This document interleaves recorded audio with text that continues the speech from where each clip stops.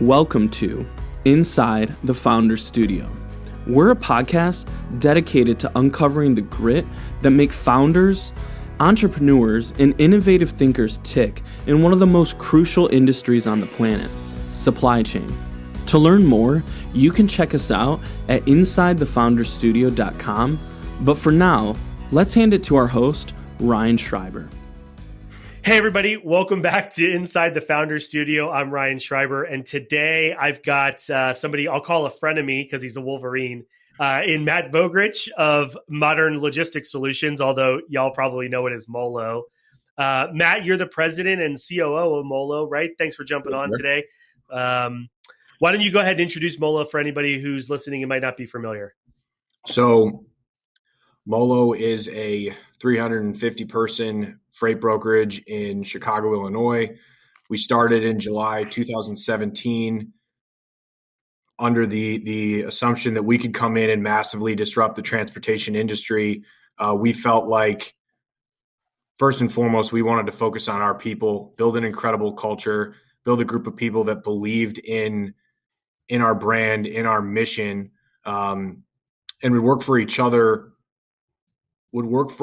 as hard as they would work for their drivers or their customer partners. We truly felt like we could build that type of culture and get a group of people that are bought into building $1 billion modern logistics company that does it the right way end to end. From there, we thought that, and part of our ideology, I guess, is we want to treat the drivers with as much respect as we want to treat each other. They have a really hard job driving all around the country. It's got to be the hardest job. Dude, I don't like driving 3 hours, to Wisconsin. I get sore and I just don't like that experience. And they do that all day. I like driving, but I don't like people bothering me. What I've said about why the drivers have the worst job is they have 15 bosses. Everybody's calling them every 5 minutes, asking them what the fuck is going on. And, there's a reason these guys got into trucking and women, right? And most of them got into trucking because they want to be left the fuck alone and be their own boss. And now they got 6 different bosses. But go ahead, keep going. Yeah, talk more about Molo. Yeah, man. And they're driving away from their family in a lot of instances. And that's hard. And to drive all around the country and get yelled at from all different angles. And it's just a tough job. And so, again, build the right culture, build the group of people that want to rally around what you guys are doing, take care of your drivers and build a loyal network of those folks that really like working with the people they're talking to every day. If you do those two things, service the heck out of your customer's business, follow through on your commitments to them. I mean, that was the premise for why we started this business. We thought we could execute those 3 different buckets and then layer in really quality technology, people first, technology second, to make them as efficient as possible so they can do their jobs really well, which is build relationships on either side of the coin with the carrier and the customer. That's who we are. Like I said, 350 people in Chicago. We're having a ton of fun doing it. We're moving about $40 million in freight a month. I think that'll be our February number when it's all said and done, maybe 35 this month, but it's been a lot of fun and we've got an awesome team. Yeah. It's, my friend Joe Lynch, who though haven't spoken to, is often, kind of when he's talking to business owners and leaders, he asks the question, did you kind of think you could do it better? Did you see a hole in the market? You guys thought you could do it better. Treat your drivers better, treat your shippers better. And that, that's kind of was your thesis getting into. We'll get into why you started Molo and all that kind of stuff as we go on. I'm looking forward to this conversation because your background is super interesting.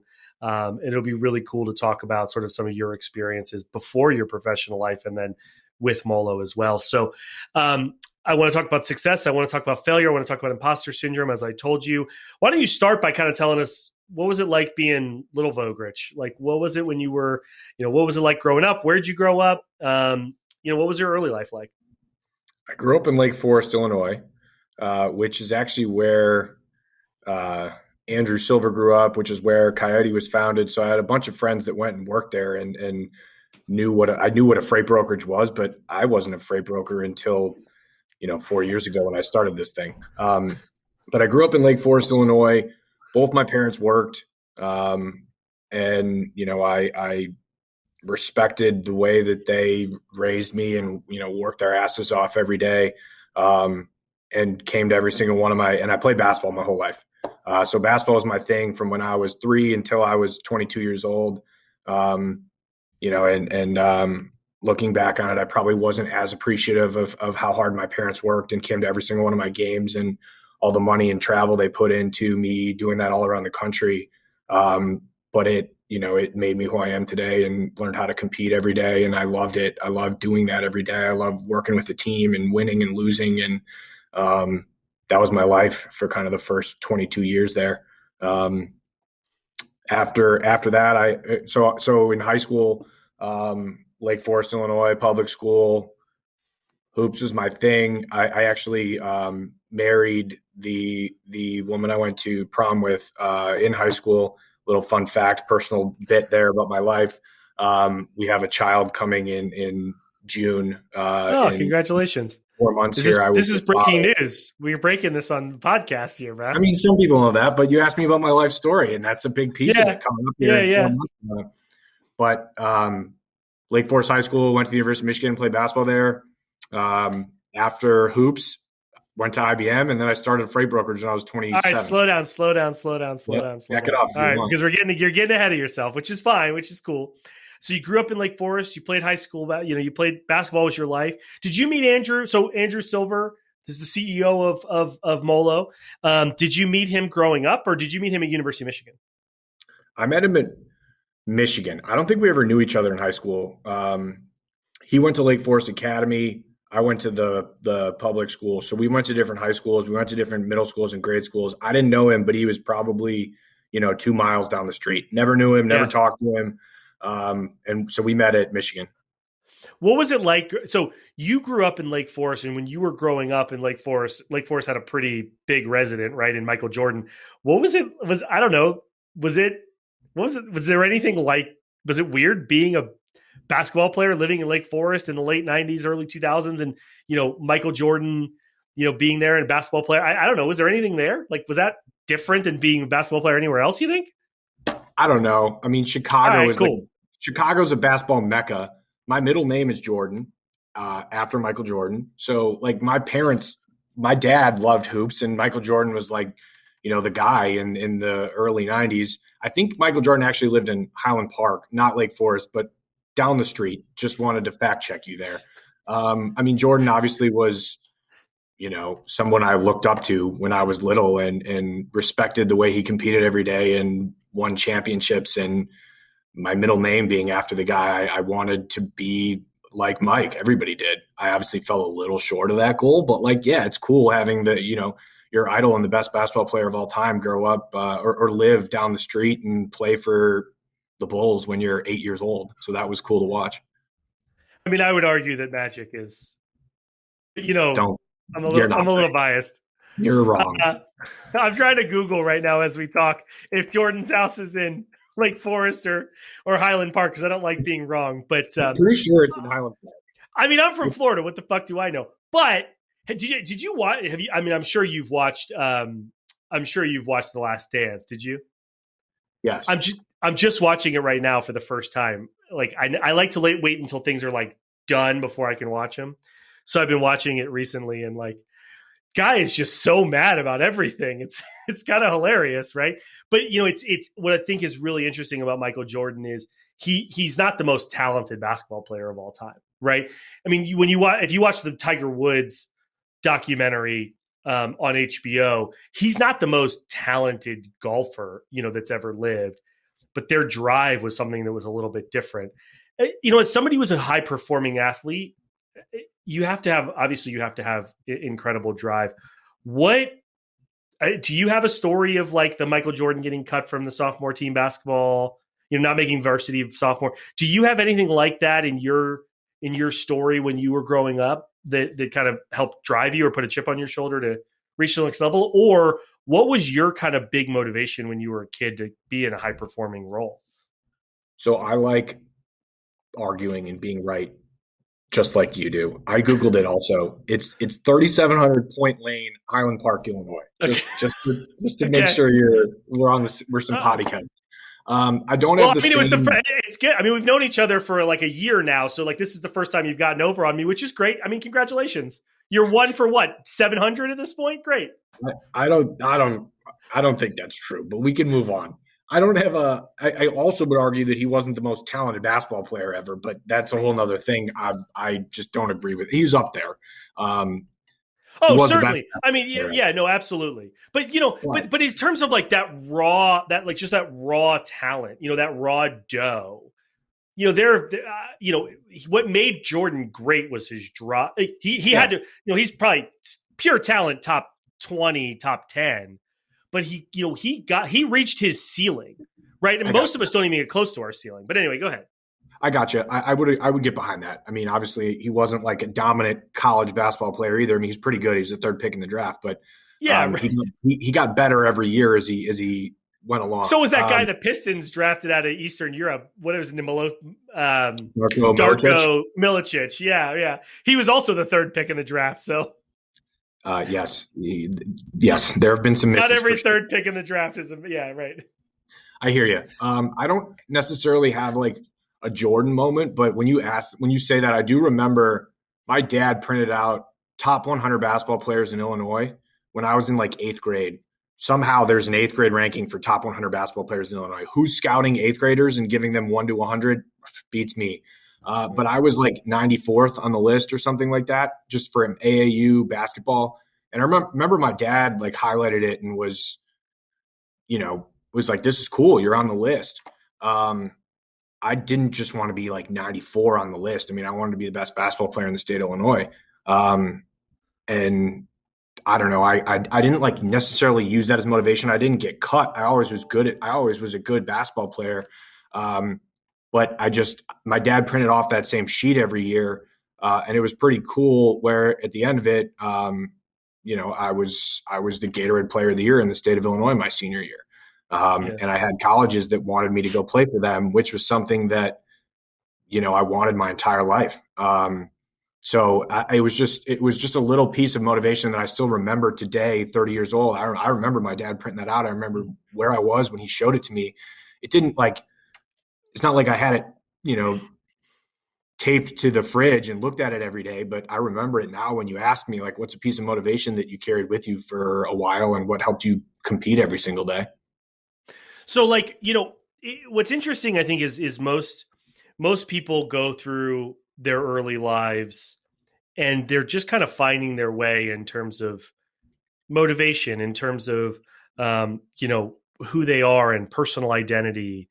Certainly there are lots of people who are high performers in different ways. That's just natural ability. So, but you just highlighted, hey, I was a pretty good basketball player, but I was motivated to be better.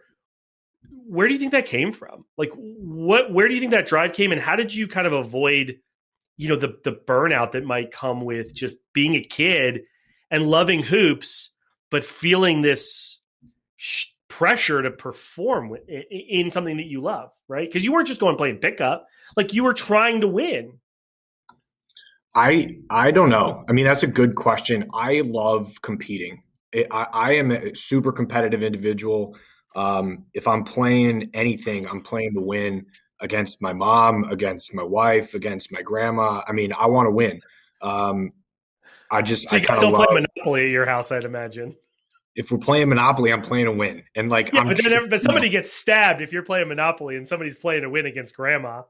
Yes, but like I'm trading, if you've got 1 or 2 houses in Monopoly and you're in trouble, I'm exploiting you. Like I'm not going to play the nice card and give you a little Monopoly over in the corner that you have a chance. No, I'm taking your chips and I'm trying to win the game. But I don't know. I think that's my parents' thing. My mom is like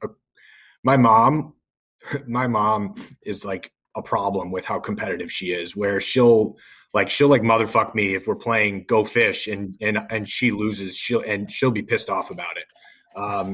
So I don't know. I grew up in that type of atmosphere where my parents always competed with each other and pushed me to compete. And it didn't matter what I was doing, basketball or whatever. I love playing sports. I love competing. I love trying to win. I love trying to be the best in everything that I did. I think that's just the way I was raised. And I fell short a lot, but it was still fun competing, winning, losing, and learning from it. How did you deal with it? Like when you did fall short, right? I mean, I think there's a concept here that I think is interesting. Golf's a great example of this. I feel like, golf is such a frustrating sport because the better you get, like there's no perfection in golf, and there's no perfection in any sport really. But like if you hit 70% from three, you're like, holy shit, this is amazing. And, but the better you get, the further you feel from perfection sometimes. Right. And so like I played basketball all growing up, but like, I'm only 6'3" and I'm fat. So I was playing down low at 6'3". I just played it because I loved it. And I played basketball every day through high school, through college, through law school, like, whatever that is, 11 straight years. I played basketball every single day. And it was but it was fun. There was nothing tied up into it. And I love to compete too, right? So I didn't even like to lose then. But regardless, like I'd play for 6 hours and I'd play, 25 games in 6 hours. But, so when you did kind of fall short or when you did fail, did that feel worse because you were a high performer? I guess you don't have a counterfactual, but, how did that feel? How did you deal with it? And kind of like, did that motivate you more? How did you take the sting off? What are some of the ways you work through that? So I think the biggest, I think I failed as a college basketball player, at least from what I wanted to do. So our team was great. Because you wanted to go to Michigan State. How did it feel when Michigan State maybe didn't really want you? They didn't ever. I'm just kidding. Me, unfortunately. No, I mean, they didn't ever want me. But that's whatever. I expected you to have been like, I expected that to be like joke banter, like you being like, oh yeah, haha, Izzo really wanted me, but Beeline wanted me more. I mean, Beeline did a great job building that program. Yeah, no, I mean, Izzo never offered me though, so I couldn't use that one as a joke. But okay. I mean, I think the best example for me is my freshman and my senior year in college. I didn't play, and I never had that before. Where if I was on a team, almost always I was playing. I was usually the best player on a basketball team when I was growing up. You were Mr. Basketball in Illinois, yeah. I wasn't Mr. Basketball. I won Gatorade Player of the Year. Brandon Paul, who went to Illinois, won Mr. Basketball. But and I think he plays for the Spurs now or somewhere overseas. But I was usually the best player on my team. And then freshman year in Michigan was really good, and I didn't play. I played 4 or 5 minutes a game. Same with my senior year. And as a sophomore and junior, I played probably 15 minutes a game. Depends if I made my first shot. Beeline would leave me out there to like try and see if I was hot that game and, play maybe 20, 22 minutes if I hit 2 or 3. If I missed my first shot, I'm probably playing 7, 8 minutes that game. And that was hard for me to adjust to, where you go. Did you think about that at the time? No. So you didn't, no, but at the time, in the time that you just said, if I hit my first shot, he'd leave me in. Did you go into a game like kind of thinking in that paradigm, hey, I know that he's looking to see if I'm going to be hot or not? Not at first. I don't think. Probably because I was a little naive and, I was a sophomore, 20 years old, and just I still had a ton of confidence in myself, and I still did throughout the course of my basketball career, but it just, I don't know, it dawned on me a little bit. And yeah, when I was checking in, sometimes it was, hey, I got to make an impact right away, or this is going to be quick. And it's hard to play up to your capabilities when like that is your thought process. I just wasn't as confident as I was when I was the best player on my basketball team in high school, where, going into a game, I could feel it out for a couple minutes and I still knew I was going to shoot 15 or 20 times and just see what was happening and get comfortable and get confident in the game situation. Instead, and a failure when I was in college is I'd come out and I thought it was one shot. And sometimes I wasn't always. My AAU coach, this is a tangent here. My AAU coach used to say. This is what we're here for. He used to say, shoot it like you mean it. His name was Nate Pomade. He was an assistant coach. I don't know exactly where he is now. But he would always say, shoot it like you mean it. And I think he really just meant like shoot it with confidence and go up there and shoot it like you're going to make it every single time. And, you know, I still was a solid 3-point shooter in college, my sophomore and junior year. I probably made over a third of them, 35 to 38% in those 2 years when I was playing. But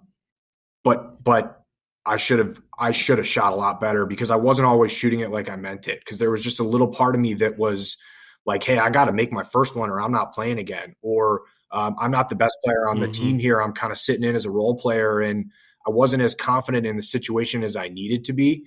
And looking back on it, I know that now. And obviously I can't rewrite the script, but I think I failed in that. I should have just gone in with a slightly different attitude, but it's hard when you know that is your role on the team and you need to adapt to that, or it's not going to work out.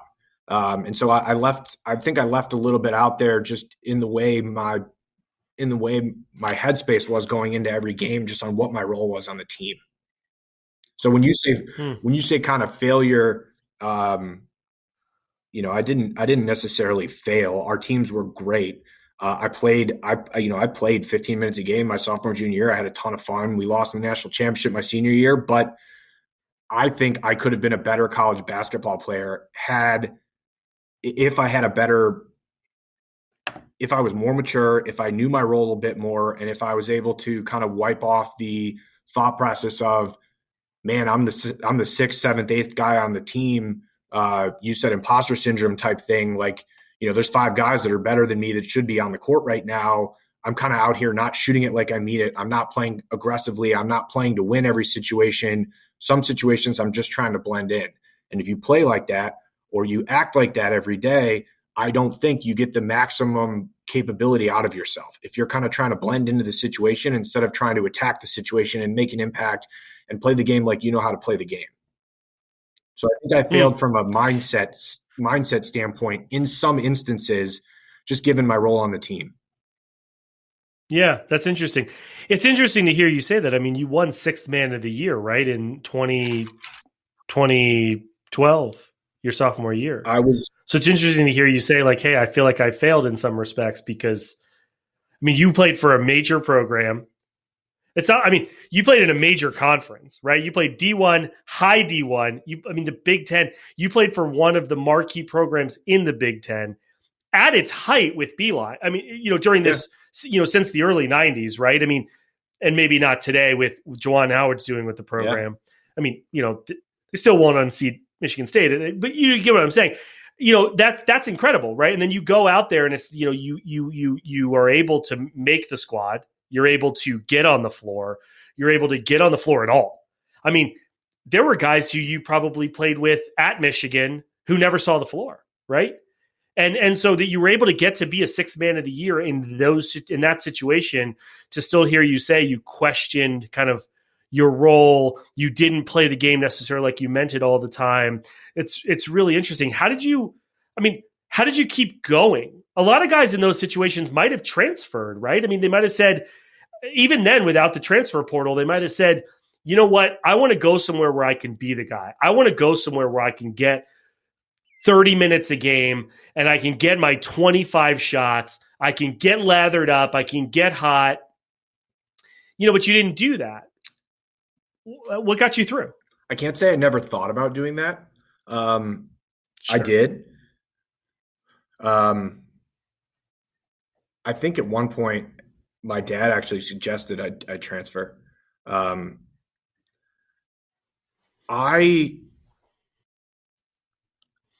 could have done that. I could have probably transferred and shot 20 times a game somewhere.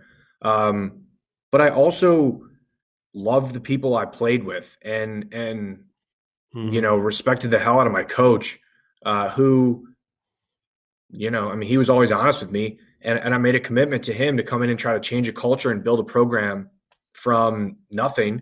When I got there my freshman year, Michigan basketball, when I committed, when I was 17 years old, Michigan basketball hadn't been in the tournament for a long time. And, you know, and they hadn't performed in 10, 15, 20 years, and Beeline moved jobs to come build this program into a winning, I'm going to win Big Ten championships and I'm going to win a national championship. I mean, that's what he told me on my recruiting visit. And I wanted to be a part of that. I wanted to build something from the ground up and kind of reset the script of Michigan basketball. And I think everybody that played basketball in the Beeline era probably got that same pitch from him and come in and help us build a program or rebuild a program that should be, one of the powerhouses in the Big Ten and hasn't been for quite some time. And just because I wasn't the best player on the team didn't mean to me, like I would have been more of a failure if I transferred than if I took my, sixth man in 2012 and I was the seventh man on the team in the year after my junior year. I would have been more of a failure if I packed it up and said, hey guys, I know we put in 3 years of work. We haven't hit our goal yet. We haven't won a national championship yet. I'm out of here. I don't know. I love the people I worked with and played with every day. I love competing with those guys, and I didn't want to bail. I wanted to see it through and just be the best in my individual role. Even if that role wasn't, you're the best player on the team, you're going to shoot 20 shots a game. I wanted to add every ounce of value to see it through end to end. And I am proud of myself for doing that and not transferring, because I did think about it. And I respect the hell out of Beeline too, because he always shot me straight. Like even my senior year, one of the hardest meetings I had with him was I started the first 5 games my senior year. And a guy named Karis LeVert was redshirting as a freshman, and we were good. We were ranked 10th in the country, maybe 5th in the country at the time. And, Beeline called me in his office 5 games into the year, and I think, I was playing 15 minutes a game, and Nick Stauskas, who also was in the NBA and also was a lottery pick, was coming off the bench. And Beeline just sat me down and was like, I know this is your senior year. You've put 3.5 years into this program. Karis and Nick are better than you. And like, that was hard to hear when this is my last year to play college basketball. That was hard to hear, but he was right. I mean, they were lottery picks. They were, Karis is making millions of dollars in the NBA today, and he's an incredible basketball player, and so was Nick. And it was the best move for the team. But I respect Beeline, now still, the fact that he sat me down, did what was best for the 15 guys on that team, and made the best basketball move and shot me straight about it. It's interesting. I've always kind of been curious about this, and everybody I know, I don't know a bunch of like NFL stars or whatever, but several of my friends have played high level sports, and I've always asked them sort of like what it was like when that comes to an end, because you play at such a high level, you're so motivated for such a long time, and every athlete, their career, 95% of them, their career ends not their choice, right? Like Tom Brady is probably one of the only guys, Peyton Manning, John Elway, some of those folks, they're the exception there. Tim Duncan, that their career ends because they're ready for it to end, and not because. And there's so many Hall of Famers. I'll never forget Derek Brooks for the Buccaneers, right? Growing up Tampa Bay Buccaneers fan. Derek Brooks gets cut by the Bucs, and everybody's pissed about it and whatever, and he never got a sniff anywhere else. He's a Hall of Famer, one of the best to ever do it. So what was it, this is the last thing we'll kind of talk about in this, and we can move on. Yeah, a lot of sports career, but it's cool. But it's very interesting because it's such an intersection of career. And what was it like having that kind of end? Okay, senior day, we go to the tournament, we play in the national championship game. By the way, you lose the national championship. That was Louisville, I think, right? If I remember correctly. And that was it. You're up big. Louisville comes back, right? And now all this. So like you're the biggest stage, last game of the year, and now it's all over. It's all over. It's not your choice. What's that? I mean, how does that feel like failure? Do you feel, blessed that you had the ride? And how did you kind of turn that around and say, okay, like now I got to go be somebody. I got to go be a regular person. Yeah, I mean, if you will. Yes, that sucked. We were the better team, in my opinion. We play that game 10 times, we win 8. So that sucked. Did it feel like failure? No. I mean, we made it to the brink and like reset the Michigan basketball program, and we lost in a good game, a really good game I don't know if it still does, but at one point it definitely doesn't now that Villanova guy hit the game winner against Carolina, but at one point had like the best ratings for a game. We played our asses off, and it didn't feel like a failure. It sucked to not be able to practice again and play basketball again. But I think I had a little bit of a different perspective on it, probably given that what I just said earlier about, Karras and Nick and Beeline sat me down game 6 and kind of said, you're not going to play much anymore. So that kind of was when my career, it wasn't like I still was practicing every day. I still competed my ass off in practice to try to make those guys better. But I wasn't getting meaningful minutes in a basketball game anymore. And it did. The shitty part was not being able to compete anymore, and instead trying to reset my life to say, like, what's next? Because all I knew was wake up, go to class, go compete and practice every day, watch film, and run it back and try to win basketball games. Like, that's all I knew. So it was hard to reset my script to say, like, what's next for me here. I'm actually really glad that's the perfect transition. I'm so glad I asked that question, because part of what made me create this podcast was going through exactly that journey myself. Not necessarily obviously not going from being an athlete to being a professional necessarily. But for me, I got out of law school. You know my story, and I think a lot of people who do this. I get out of law school. It's middle of 2009. I can't get anybody to talk to me. I got to go be a freight broker. And that was, that felt like failure. It felt awful. And I had to reset myself. And then, going through my career, I build some businesses. I have some success, and then I leave my last business where everything's mutual until it's not, right? We had talked about me moving on, and then they decided today I was going to move on when I thought we were talking about a couple weeks from now or a couple months from now. So I went through this journey of having to say, I just want to talk to everybody I can to figure out how they've dealt with failure, how they've dealt with imposters, how they've dealt with some of these feelings that I've been feeling for years. So I think that's a great transition. How did you go through that process? What was that like for you? How did you figure that out? Or are you still figuring it out now? Probably still figuring it out now to some extent. But I don't know. I was probably immature at the time. Still am. I tried to. Yeah, you definitely are. I mean, I was trying to.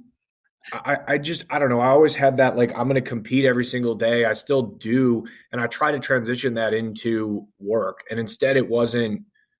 I'm going to play basketball and try to win basketball games and compete and practice every day. It was like, I want to learn everything I can. I want to make as much money as I can. I want to set my family up for success, and that's what motivated me. I mean, it still does motivate me today to some extent.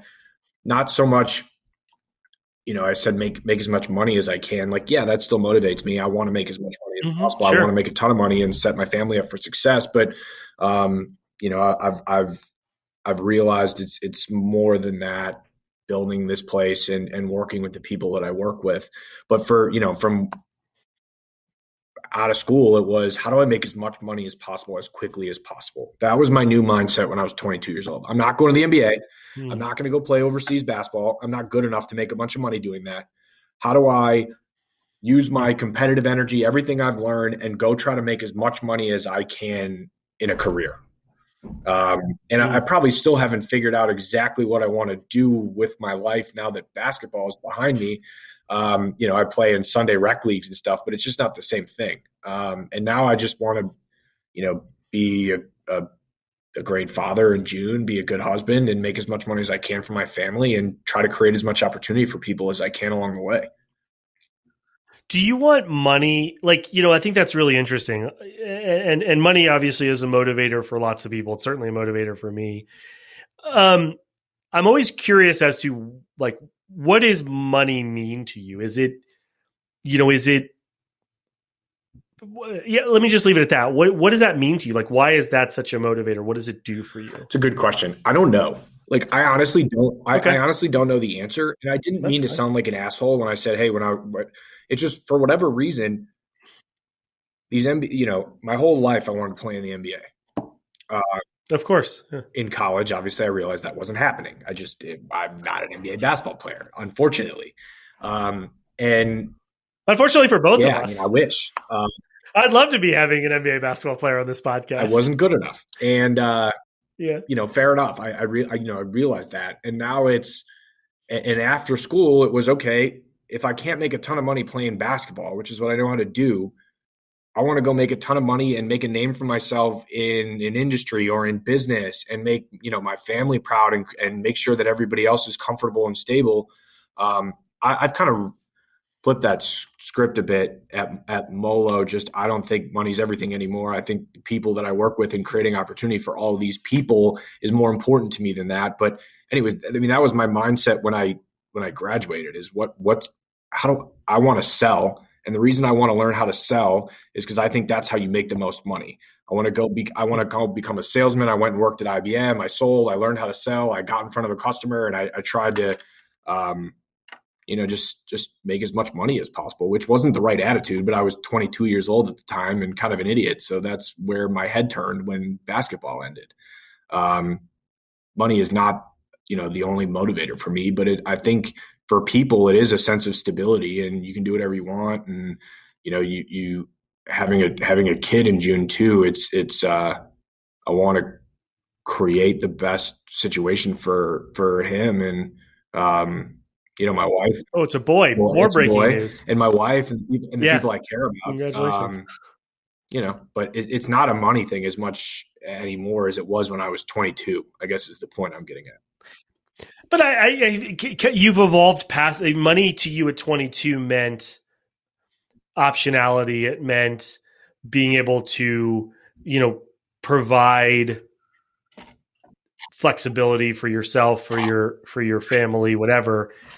It still means the same thing in a manner of speaking. It sounds like it's just expanded, right? Now you kind of incorporate the Molo, your Molo teammates, that you've created this company where that the money that you're helping to generate or the money that you're getting out of this is really just derivative of the opportunity that you've created. You've expanded that kind of net, it sounds like. Was that a fair way to summarize it? I mean, when I started Molo, to be honest, my initial goal was one, to build a great company, but two, to make as much money as possible along the way and create a big profitable business that, I'm going to make a bunch of money from.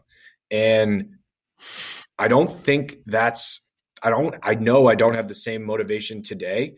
I mean, I still want to make a ton of money. I still want to build a massively profitable business but I want to create that opportunity for everybody. And I think what I get more satisfaction from is when somebody calls me or Slacks me and says, I bought an engagement ring for my fiance, and it never would have been possible if I didn't get that commission check from Molo. Like that shit is cool. Like that shit is fun to hear. I'm sensitive, so I might start like crying on this interview. But if I went through those, I hope you do. That's what I define success as, is getting people to cry.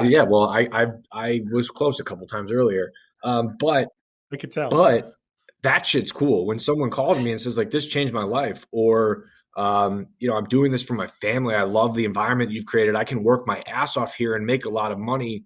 I need this job, and thank you so much for building the culture you have or creating the opportunity. Like that is way more. I never even realized that was possible, and that like these people we could all work together and bring each other together and create opportunity for each other, whether that's a commission check for someone and money for someone, or a manager job for somebody that really just wants to lead and mold people.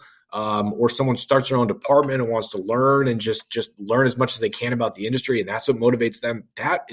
That's cool about starting a business that's growing as quickly as we are, where we're able to give that opportunity to people every single day. That shit now is what motivates me more than money. Why Molo? Like why was you didn't come from? I mean, you worked at IBM. Like.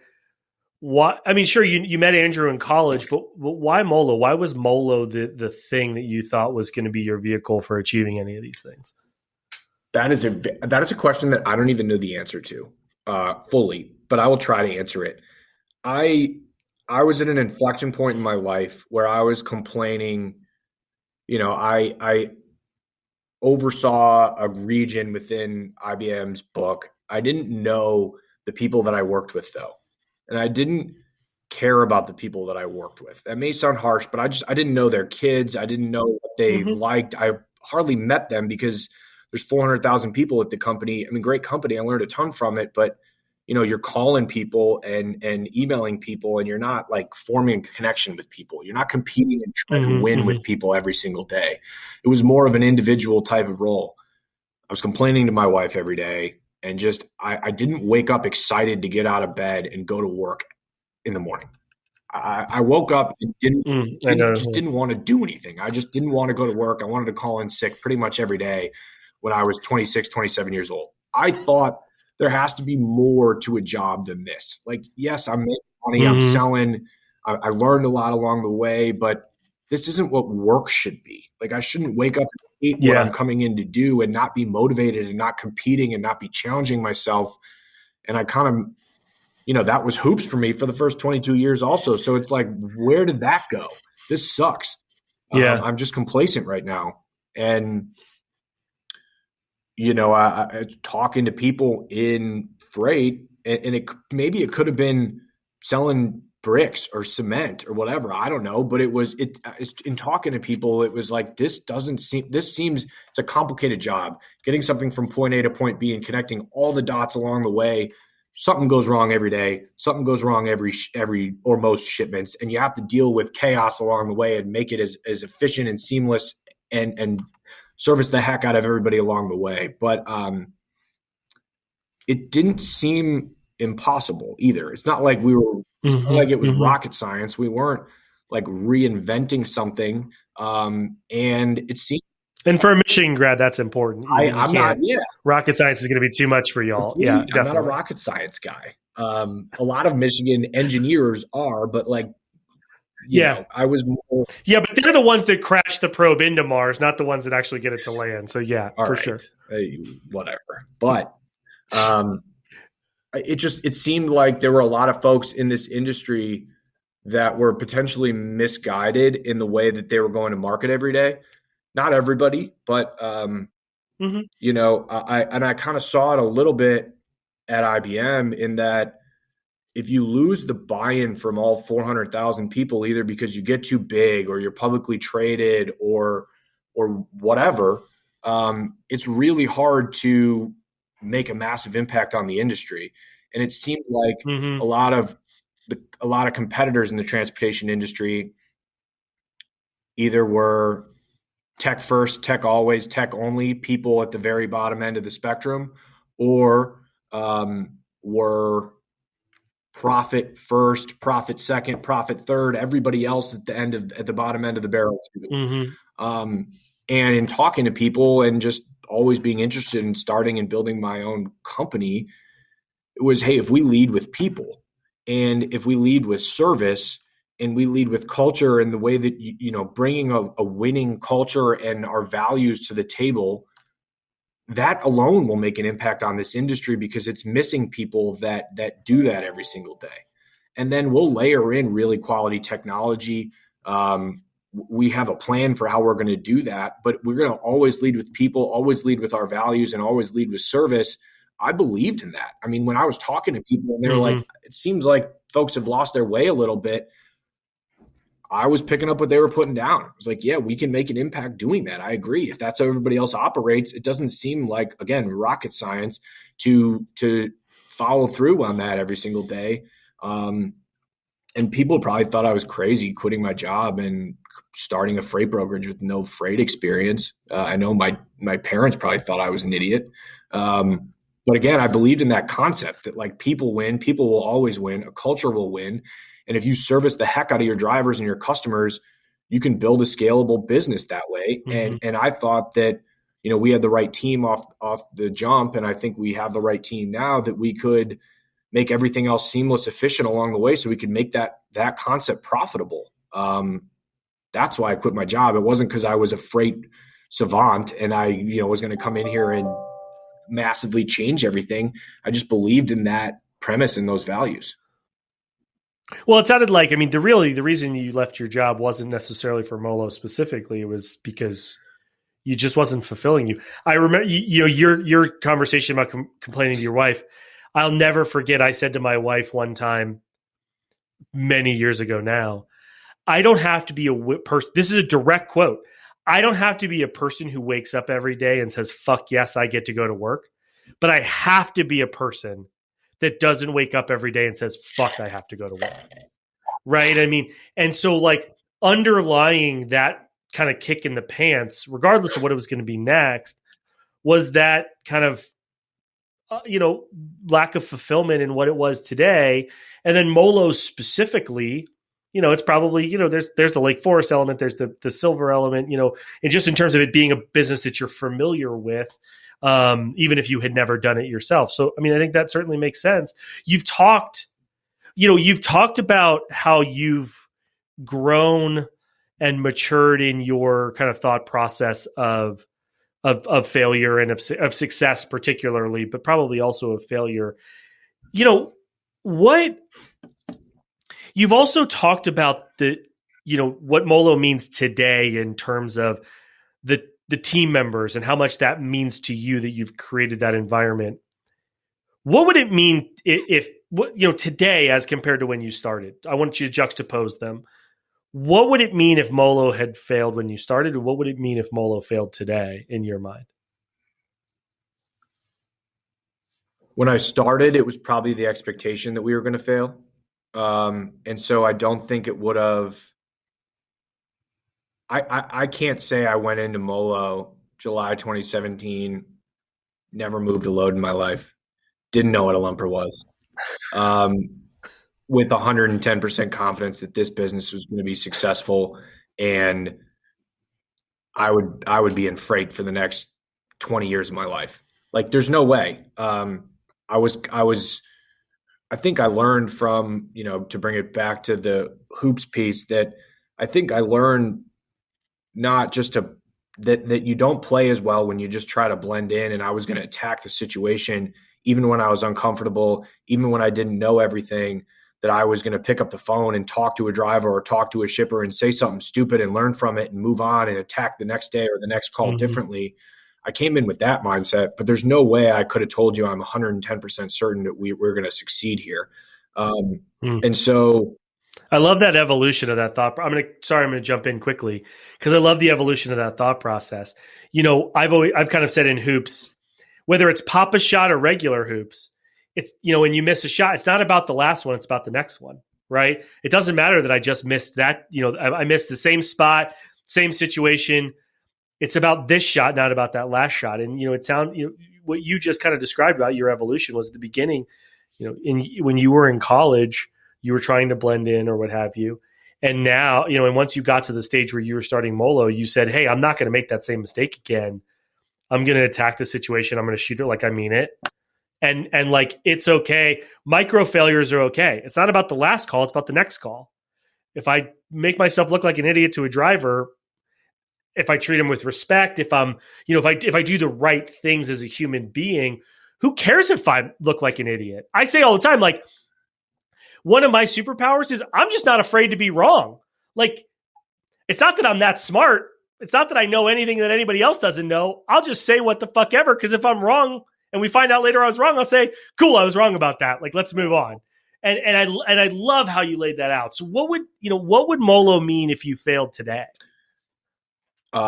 Completely different than, 4 years ago, where I don't think failure is an option today. I mean, just with what I've been through, the people I've been with along the way, the lives we've impacted, the work we've put in, I don't think we can fail. Just I refuse to not come in and bust my ass every day to make sure that this works.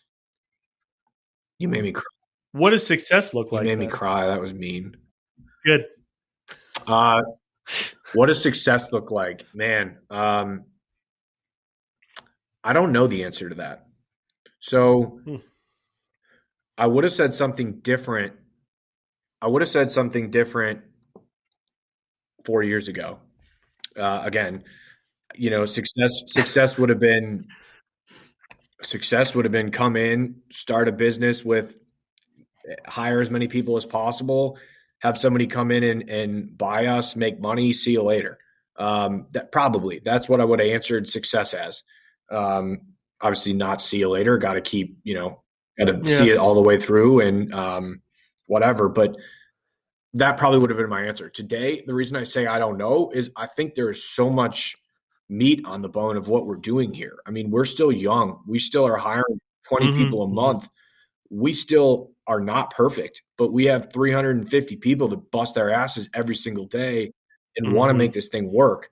We're not as consistent, as developed. We don't have the processes that we need. Our technology isn't as great as it needs to be for us to be as impactful in this industry as I think we can be. I said I don't know, but I just wanted to elaborate a bit, simply because we are not as mature of a business as we need to be.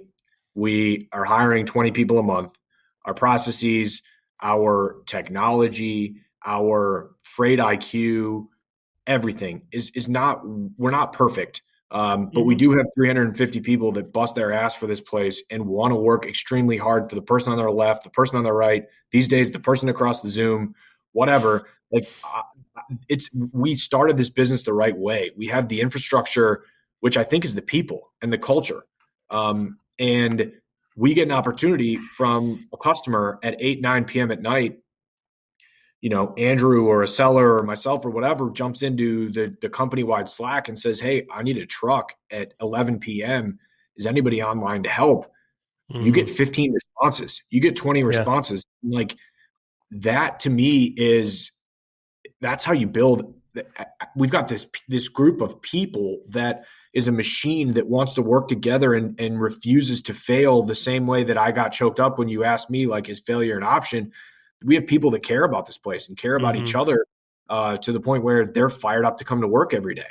So what does success look like? I don't know. It's just continuing to see what we can build together, because we're nowhere near done, what opportunity we can create for each other, and I do think we can make a massive impact on this industry. And we're just getting started. It's maybe a cliche thing to say as we're 4 years old and we are moving a lot of freight, but we're just getting right around to the second bid cycle with a lot of our shippers, and they're like, oh shit, you guys followed through with what you said you were going to. We like working with you.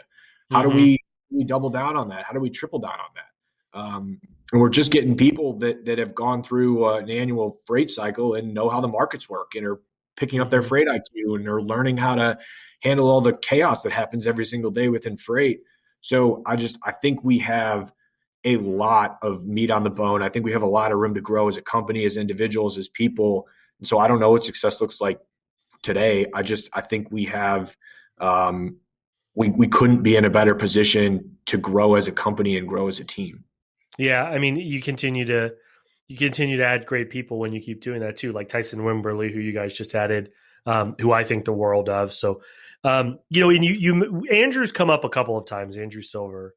And Andrew Silver's the CEO, but Andrew Silver wasn't there when you started the business. And so, it's interesting that you sort of seeded the ultimate leadership, if you will, of the business. I mean, you and Andrew are, in my experience of having worked with you guys, in lockstep and joined at the hip. But, in many ways, you seating that title, giving somebody that title when you were the president, when you were running the company, to allow somebody else to come in and be CEO. And not just anybody, by the way. I mean, it's Andrew Silver. Before I met Andrew, I actually thought Andrew and I would be like cats and dogs. I had this concept that Andrew and I would be like cats and dogs. And Andrew and I have gotten to be pretty good friends. Like, I mean, we text all of the time and we joke around. And Andrew has this, and I want to have him on here, as you know, and we've talked about. Andrew has this persona, but underlying all of that is a lot of the things that you've just talked about: the care and the love that he has for other people, for this business, because of what it does for other people. That's all very real. And you get past some of that other stuff, and see him for who he is at his core, you understand that public persona a lot better. And so, that does factor into my point about you kind of being willing to say somebody else can be on my level, right? Somebody else can be up here with me in that C-suite. Somebody else can be the CEO. A lot a lot of leaders in the businesses would feel like that's a step back or a failure. And I don't, most people aren't willing to do that. And it's actually part of the reason I think sometimes their businesses suffer. Was it ever even a question for you when you and Andrew started talking about him joining Molo that you would be willing to do that? Did you ever struggle with that at all in terms of seating the throne, if you will? I mean, I probably struggled with it, here and there, but nothing all that crazy. I mean, I think a big reason why is like I didn't have a freight background. I still don't know everything that I need to know. I mean, I learned something new. It feels like every day there's a new problem that happens in this business, and I'm like, oh shit. Well, how do we? Let's go figure this one out together, which is fun. That's a fun part of this business. But I don't know. I'm going to relate this back to basketball, I guess. I mean, I've learned how to know my role and know what's best for the team, and you adapt into your role and you do what's best for the team to win. And in my opinion, Andrew is our CEO with the background that he has, with the freight experience that he has, with, just the way that the silver name and he carries himself within freight was the best move for our company. It will be every single day. And so it's just kind of knowing your role, adapting to your role, and doing what's best for the team no matter what. And it's bigger than me. It's bigger than my ego. And you have to check that out the door if you're going to build something successful and create an opportunity for everyone and create a place that everybody, calls a home away from home and comes in and competes for every single day. So it raises the ceiling for everybody is what you're saying, right? I mean, yes. Go ahead. I don't know. I just, that is kind of the way I looked at it, that like, hey, Andrew as our CEO is the best move for our business. It will always be the best move for our business. And, if I let that be, if I let my ego get in the way and can't accept that, then I'm the problem, not the situation. Because everybody else is better off with Andrew as our CEO, and that's the way that our company is put in the best position to win and to succeed and to grow every day. I love the way you said that too. I mean, you're the problem, not everyone else. A lot of, there's an agency there, right? Like I control what I control. And one of the things you control is how you react to what's going on, the decisions you make, and whether or not you let ego get in the way of what's the best decision. If you do, right, then you're blaming and you blame other people for the suboptimal outcomes of that or other situations or whatever it might be, then you're not controlling what you can control. You're not retaining that agency. You're just giving it up. All right, Matt, this is my last question for you, and I really appreciate you sharing the time. You've talked about your parents, you've talked about your wife and your soon-to-be son. Outside of those folks, who do you want to be proud of you? Like, who do you, is there somebody out there that you work, when you're kind of down in the dumps or you want to give up or you're just tired that day, who do you look up to? And if they patted you on the back and said, hey, Vogrich, great fucking job today, it'd make you cry again. Yeah. Man, I don't know. I can't. So some of the role models in my life, obviously, I think my dad and John Beeline are the best two lead by example guys I've ever been around. Beeline was the most walk the line. I'm going to do the right thing. I'm going to hold the best player or the shittiest player accountable the exact same way and build a winning culture. But I don't think Beeline patting me on the back and saying like, good job today would really move the needle for me today. I think that the people that I work with now and talk to every single day and come in and compete for and with, that's the recognition that I want. It's not, my family is great. I want their appreciation and recognition too, for sure. And my friends, but I think it's the people that I work with and compete with every day that I care more about. I want them to say, that motherfucker leads by example every day. That guy comes in and wants us all to be successful every day. I lied. This is my last question. You've talked in a couple of places about how you've been fortunate in your life and what have you. Do you think that where you are today? Cried again. It's great, man. This is great. I'm a crier too, man. I was talking to somebody earlier today. The first thing I did when I woke up on my wedding day was cry. There's a picture, cried the whole day. There's a picture of my wife walking down the aisle laughing, and she's laughing because I'm standing there and I'm sobbing. Yeah. And I had told her 90 seconds before, I don't think I'm going to cry anymore. I think I'm all cried out. And then I just start sobbing 5 seconds later, and then she sees me. So it's great, man. I love that. So here's my question. And this will be the last one. You've talked about how fortunate you are in a lot of respects, and you have been, and I have been in my life. So like your story really resonates with me in that sense. And do you feel like where you are today, it's more because you were lucky, or it's more because you were just that good, or that hardworking, or whatever? Both. I mean, you think it's 50-50? You think it's like 60-40? It's a lot. It's probably a lot more luck. I would think it's probably more luck than good. But it's a combination of those two things. I mean, so something that we did at Michigan, and is a little corny. I don't know if I fully believe in it, but it's called The Secret. We watched like a movie or read a book, and essentially it's if you want something and you want your life to be some way, you got to visualize it, and you have to almost write it down and go out and attack it every day. And if you do that, you will be shocked at where you end up. If in a year you say, I want to own a home, or in 5 years you say, I want to own a home, a year you want to own a car, and you go out and make your actions represent that every day, you'll be shocked at where you end up and what you're able to realize. It's like Jim Carrey wrote himself $1 million check when he was like broke and homeless or something. You know that story? No, I don't. Yeah. But I mean, that it's the story. Same concept. Yeah. Yeah. It's, I'm going to like will the universe to bring this back to me. And I'm going to understand what my goals are, and I'm going to act a certain way every single day to do my best to make them come true. No matter how big or small those goals are. And, I took that to heart to some extent. I've always been entrepreneurial. I've always wanted to start my own business. I've always wanted to create opportunity for others and myself. And, I just have always been fascinated about doing that and felt compelled to do that, and like competing and attacking every situation.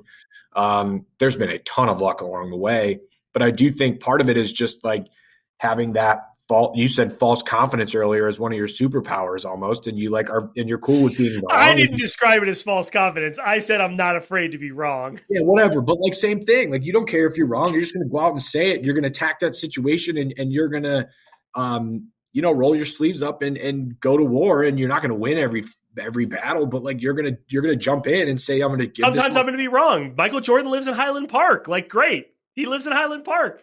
Michael Jordan. I wasn't always that way. I had to learn to be that way. I mean, that's actually part of what I want to explore here, and part of why I've done this podcast is I want to learn how other people have tackled these things. Because when I was younger, man, when I was in high school, the worst thing in the world would have been, for me, to admit that I didn't know something. And now 75 times a day, you've experienced with me, 75 times a day, I'm like, I don't know. Let me go ask somebody and get back to you. Like, I don't have all the fucking answers. I don't know, man. Like, you ask me how many Class 8 trucks are on the road. Sure, I know. But if you ask me like how many ocean containers are sitting in the port of Long Beach, like, I don't fucking know. Like, that's somebody else's purview. But I mean, I think it's more luck than good. But I think it's more of an attitude thing than luck also. So like I'm going to flip your question a little bit to say it's more of an attitude, a false confidence, I'm going to go out and give this. I mean, false confidence sounds harsh, but you know what I mean? Just like I'm going to go out and give this my everything.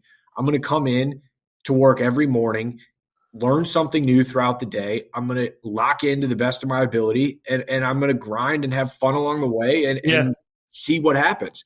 And that's, the first day that I walked into freight with, Will and Stefan, it was, I don't know anything, but tell me what to do and I'll do it, and I'll try to learn and come in and provide more value the next day. So that's luck and like the people that you're around and them lifting you up. But at the same time, it's just the willingness to fail, to miss, and to shoot again, and to, shoot it like you mean it. You mean it. Yeah. And there we go. You bring That's the title. That's the title. Shoot it like you mean it. Dude, I'm with you. I mean, it's like to your point about false confidence. I don't think that's the wrong term. That's imposter syndrome, and getting over it for me was learning by talking to a number of people how many of them, how much of their confidence that they exuded was false confidence, was like, I'm just going to go out and I'm going to be proud, and I'm going to not be afraid to be wrong, and I'm going to admit when I am wrong and those things. And I'm like, oh shit. I mean, nobody really knows anything. Like, it's all made up. Anyway, Matt, this is a great conversation. Thank you very much for sharing the time. Before I let you go, where can anybody learn more about Molo or learn more about you? Me, I don't know. Text me. You got there's nothing out there to learn more about. Maybe LinkedIn. Most people say LinkedIn or Twitter. No, LinkedIn. Just text you. Yeah, LinkedIn. Shipmolo.com is our kind of company website. But yeah, LinkedIn is the easiest way to kind of connect and also learn more about Molo. And we post stories, wins, losses. Yeah, Andy's very vocal on LinkedIn too, telling stories about Molo. And so that's probably the best way to learn about us as a company and me and our story a little bit more. Text you. Great answer. I'll put your cell phone number in the show notes. Yeah, Vogrich, thanks. You probably should cut that. That was a nope. It's going in. That one's going in. I'll cut some of the other stuff. Dude, cool. Thanks. This was a ton of fun. I've really enjoyed getting to know you before this. This was a lot of fun. I can't wait to get back up to Chicago and we can grab dinner or something. And we'll talk again soon, my friend. Thanks a ton. Thanks, brother. See you. Thanks for listening to this episode of Inside the Founder Studio. A couple quick things before you go. We're proudly hosted on the Logistics of Logistics Network. To hear more content from the industry's top leaders in supply chain and logistics, check out thelogisticsoflogistics.com. And until next time, onward and upward.